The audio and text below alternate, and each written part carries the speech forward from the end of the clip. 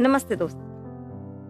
दोपहर का समय था। राजा अकबर अपने दरबार में बैठे कुछ सोच रहे थे। अचानक उन्हें बीरबल की कही हुई एक बात याद आ गई। उन्हें याद आया कि एक बार बीरबल ने उन्हें एक कहावत सुनाई थी जो कुछ इस तरह से थी: खाने के बाद लेटना और मरने के बाद भागना एक सयाना की निशानी होती है। राजा सोचने लगे। अभी दोपहर का समय था। यकीनन बीरबल खाने के बाद सोने की तैयारी में होगा। चलो आज उसकी बात को गलत साबित किया जाए।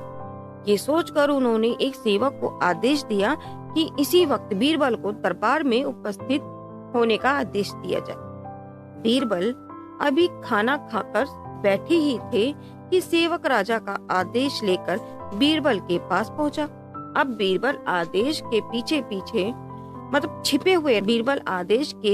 पीछे छिपे हुए राजा की मंशा भली भांति समझ गए। उन्होंने सेवक से कहा, तुम थोड़ी देर रुको, मैं कपड़े बदल कर तुम्हारे साथ ही चलता हूँ। अंदर जाकर बीरबल ने अपने लिए एक तंग पजामा चुना। पजामा तंग था तो उसे पहनने के लिए उन्हें बिस्तर पर लेटना पड़ा।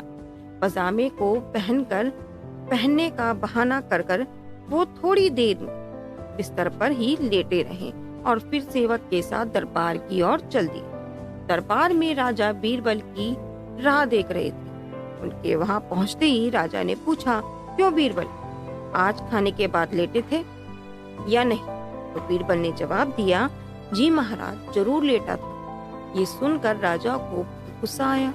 उन्होंने बीरबल से पूछा, इसका मतलब ये है कि तुमने मेरे आदेश का असम्मान किया है। तुम उसी समय मतलब मेरे सामने क्यों उपस्थित नहीं हुए, इसके लिए मैं तुम्हें सजा देता हूँ। बीरबल ने तुरंत जवाब दिया, महाराज, ये सच है कि मैं थोड़ी देर लेटा था, लेकिन मैंने आपके आदेश की अवहेलना नहीं की।